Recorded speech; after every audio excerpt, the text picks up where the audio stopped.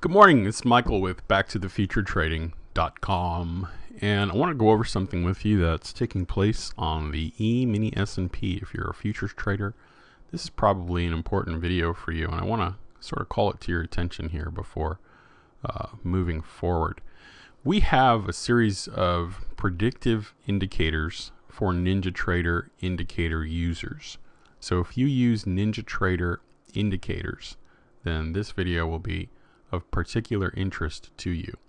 The Flux Daily Cycle Marker Toolset is a predictive indicator for NinjaTrader and uses a series of phases to describe a predictive action in a market.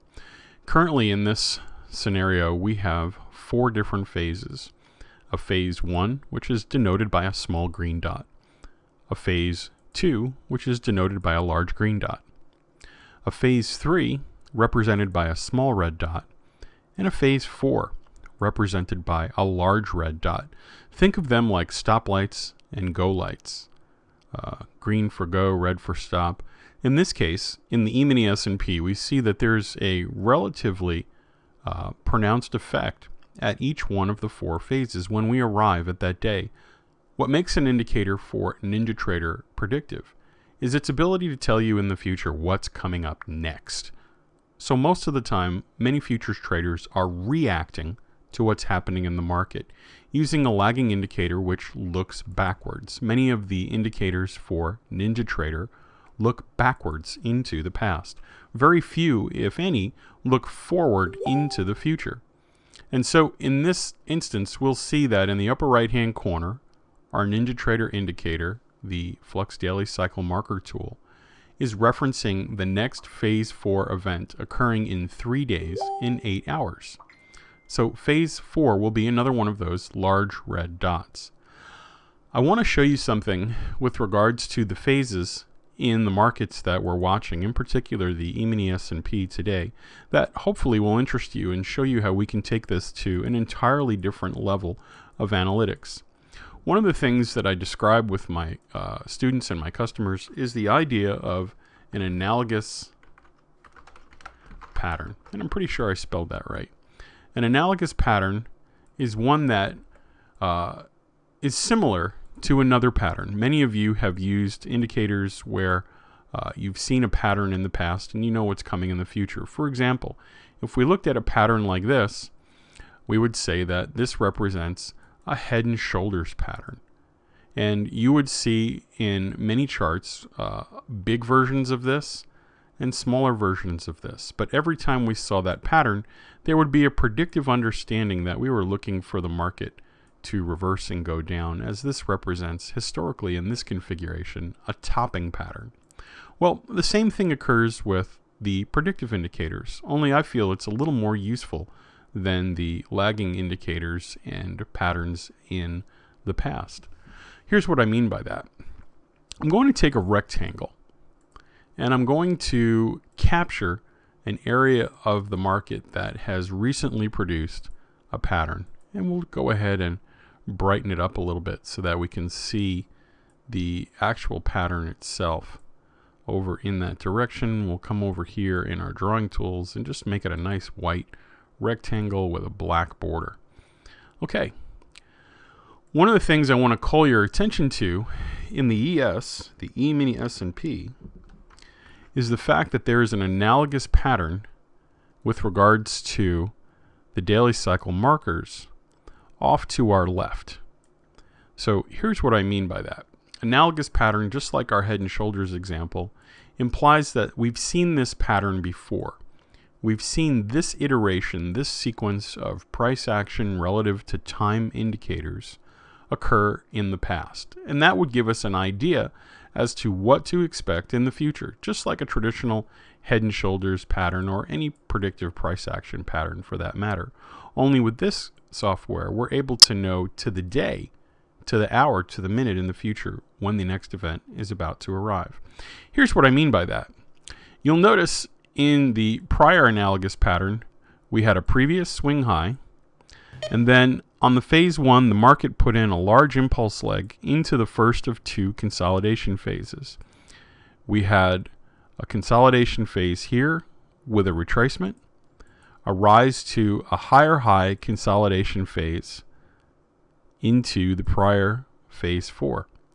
If we look off to the right, you'll see that there is a prior swing high, and then we have an impulse move out of the high, a breakout, into the first of 2 consolidation patterns, a retracement down, and then a push up into the higher of the 2 consolidation areas.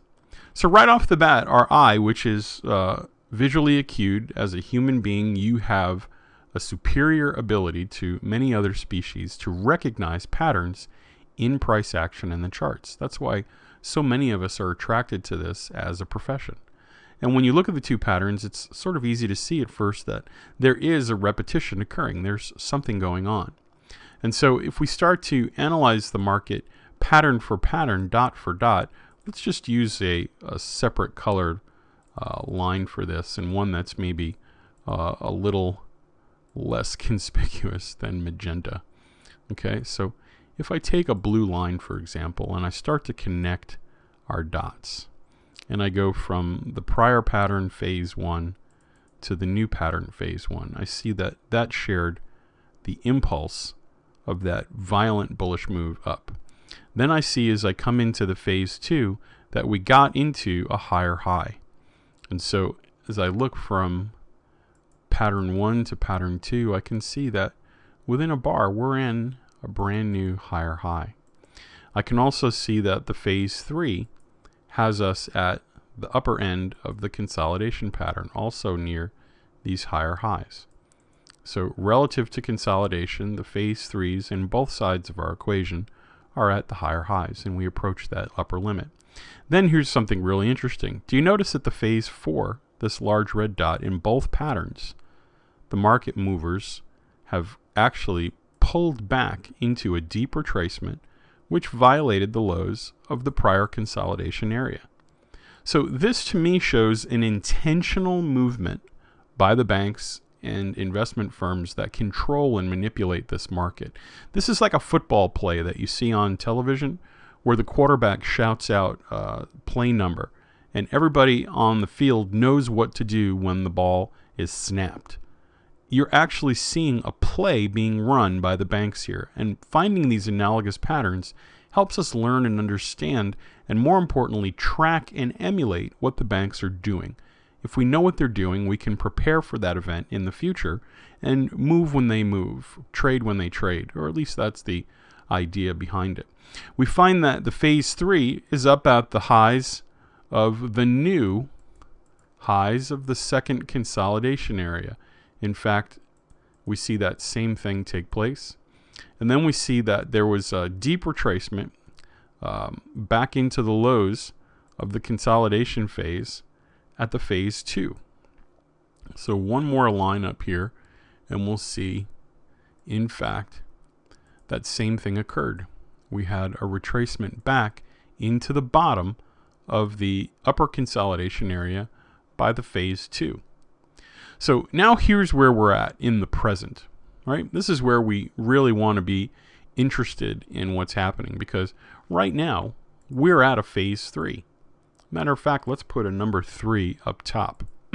The phase 3 occurs here as well as here. And now one of the things I want you to notice is that in the prior analogous pattern, the phase 3 is near the lows of this consolidation area. Okay, now what does this tell you about where we're at right now? We're at the lows of this consolidation area right now. In the past, here we go, we're time traveling forward into the future. So our NinjaTrader indicators, the NinjaTrader indicators we've developed, the predictive nature of them, allows us to look forward into the future, and that's our goal. We want to anticipate and be proactive as opposed to being reactive.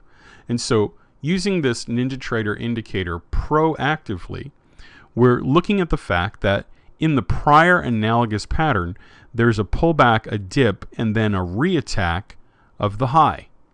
Now, we're not near or close to, we haven't gotten to this phase yet, this phase 4 that's coming up.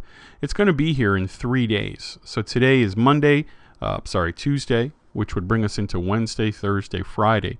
So Thursday, Friday, we're expecting a deeper pullback and retracement into the phase 4, but ultimately in the direction of the trend. Do you notice that we come back and we attack the prior swing high of the upper consolidation area? Sort of two plateaus here, right? And by phase 4, we're all the way back to the highs of the consolidation area. Well, in relation to where we're at in the Emini S&P, that seems to imply that while we're down here at 2262, that in 3 or 4 days and beyond, we're going to be back up towards the highs of this upper plateau, just like we were at this echo of the upper plateau to the left. Does that make sense? There's also something really exciting going on, at least I think, between the two analogous patterns, and I don't know if you've noticed it yet, and so I want to call your attention to it using some horizontal lines. What makes this particularly interesting to me is where the consolidation areas are taking place. For example, I'm going to put a line here at 2150. Everyone see where that line is at 2150? Let me go ahead and pause this for a second so I can check something. Okay, now I'm going to put another line up here at 2175. Okay, everybody see where those two consolidation areas were in relation to 2150 and 2175. Well, I'm going to copy and paste this line, and look where we are up here. Do you see how we're at 2275? And how we're also at 2250? Do you notice any correlation? Do you notice any similarity between how these two consolidation areas behaved around those psychological round numbers? So we're up here at 2275, which is where the primary analogous pattern achieved resistance at 2175. So there's a difference of $100, it seems, in all of these price patterns, which means that in the first of the two analogous patterns, there were pullbacks into 2150 and then snapbacks up by the fourth phase into 2175. And what we're seeing here in the upper pattern is that there have been pullbacks into 2250 and then subsequent snapbacks up into 2275. So we can draw a lot of conclusions from this chart. One of the things that I've noted in all of my predictive videos, all of the NinjaTrader indicator videos that I've made, is that the Trump rally has been devoid of much of the bearishness that we've seen in the Obama administration economy, meaning the retracements on the right side of the election have been significantly shallower. There has been less and less selling and more buying. And so that being the case, I'd like everybody in their studies at home to pay a lot of attention over the next couple days to areas of pullbacks where the market comes back and tests the prior swing high up here, 2175, in relation to our new section, 2275. So when you see long signals on your chart over the next several days, seriously consider the implications of this pattern moving forward. Now, over the next couple of days, once we get past the phase 4, I'll be watching to see what happens when we reattack the upper plateau of our consolidation phase, this reaccumulation area that we're in right now. Because if the pattern is to be believed, when we get 1, 2, 3, or 4 days after the phase 4, there appears to be a substantial retracement on the horizon for our predictive software. So I'll be watching that, and there'll be a subsequent video coming out as we get closer to that day. I'll be monitoring to see if the analogous patterns are staying lockstep to one another. But moving forward today, you'll see if we're to track this candle right here, we're expecting upward movement. And we're starting to sort of already see that here today. So retracements down into the 2250 area with bullish tendencies back up towards the 2275. if we are to believe these analogous patterns are in fact in lockstep together with this NinjaTrader indicator. Do you like these kinds of analyses? Do you like the idea that the markets aren't random and that we can know into the future what the banks are potentially planning to do relative to the retail community? Go to our website at backtothefuturetrading.com. There'll be a link down below for you to click on that allows you to view our online demonstration. This video demo allows you to specifically input the markets that you trade so that we can custom tailor the information to you and watch videos that are relevant to the market instruments that you're trading. So go ahead, go to that website, put your name, email in there, tell us what market you're trading, and we'll be happy to show you a demonstration. In addition to that, we'll send you links to our online classes every Thursday and then our live demonstrations every Friday afternoon. Remember, the market you trade is not random. I hope everyone here uses this information in some capacity to enlarge and deepen their knowledge of the markets that they're trading. And if you have any questions or comments, please feel free to post them below. I'm Michael from backtothefuturetrading.com on behalf of everyone here at the company. Wish you a prosperous and wonderful trading day. Take care, everyone.